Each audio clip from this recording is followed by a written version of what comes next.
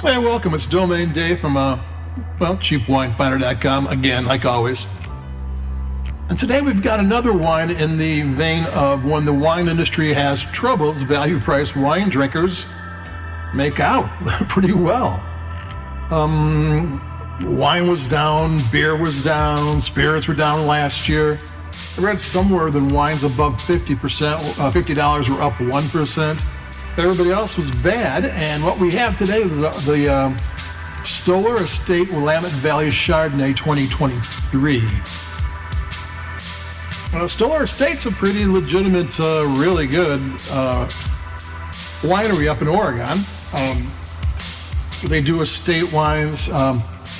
They have a number of different brands. They are quality. They've been around since Stoller's been around since 2001. The family was in the wine industry since the 1980s, and before that, they were turkey farmers. So Thanksgiving was their day. Now wine is for Thanksgiving too, but this is their it's not exactly value price because this one lists for $25. So it's their version of value price, and it's a good value because it's a really good wine. And what this is not from their estate. They chose vineyards throughout Willamette Valley, which they've been there for 25 years, been in there another 15 years before that. They know everybody. When they buy grapes from somebody, they're buying grapes from a friend. So it's not estate. That doesn't matter. I mean, there are some advantages to knowing your own vineyard, but in this type of wine, it doesn't really matter that much. This is an unoaked wine. I'm trying to remember. 82% of the wine was in stainless steel, fermented and aged. 9% was in concrete. I'm not sure it's in a vat or one of those. It looks like it's like a round ball, and the rest is in a neutral oak barrel. Stainless steel does not allow air to get through, so there is no air contact with the wine. Neutral oak doesn't give any flavor, but there is a little bit of oxygen that gets in with the wine. That changes things just a little bit. And the concrete, again, it doesn't let any air in, but what it does do is it insulates the wine from temperature and humidity, because the walls are that thick where it is kind of in a very happy place. So the three of those are put together, and you don't really so you're not getting that buttery thing, but the lees are stirred. The lees are the dead yeast, and they stir it twice a month,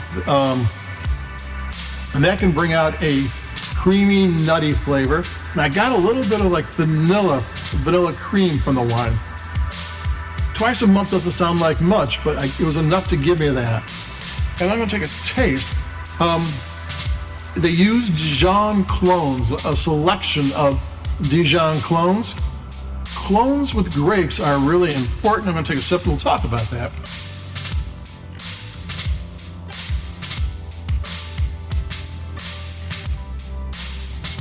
The yeast used to start fermentation brings out different flavors, brings out different textures. And Dijon is a yeast variation from Burgundy, France. That's the home of both Chardonnay and Pinot Noir. So by using Dijon, they're kind of making the wines Burgundian. And by contrast, California uses Wente clones for Chardonnay, like 75% of the time, which is a little bit different type of clone, because these clones take out flavor. So Dijon, you're going to get a little bit of that French Burgundy style. Now, when I drink it, it is kind of juicy and fresh and alive, and I'm not so sure that Burgundy does that all the time with their wines. This is a really delicious wine. This is a wine that tastes great. I mean, it's so very easy to drink. I know people that in tastings, I don't like Chardonnay. It tastes like butter. There's no butter here. It's just really good flavor. And it's something that's really, it's a nice For 25, I mean, this is the one above it is in all sorts of fancy oak program and everything. But I kind of really like this no oak, or unless it's a little bit of neutral oak, because it lets the flavor come out. And you got the cool temperatures up there where you can get the long growing seasons, so the wines are fully ripened, full acidities.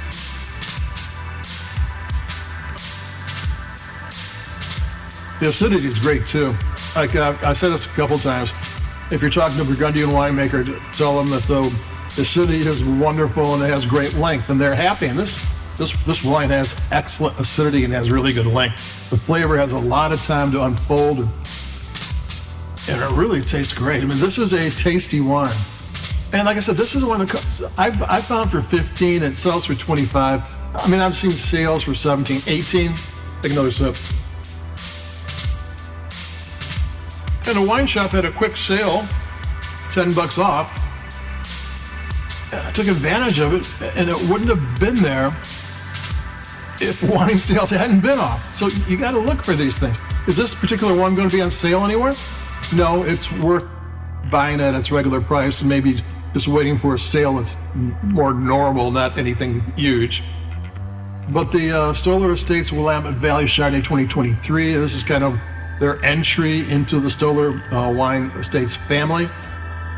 It's excellent. It tastes great. It's a well-made wine. It really sips well. You could have it with pair it with food. It's got enough body, got enough flavor that you could get pretty adventuresome with. You're going to pair it.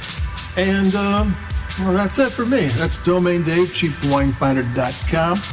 Stoller Estates Willamette Valley Chardonnay 2023. It's a winner. Adios, keep it cheap, and I'll be talking to everybody in a couple of days. Bye-bye.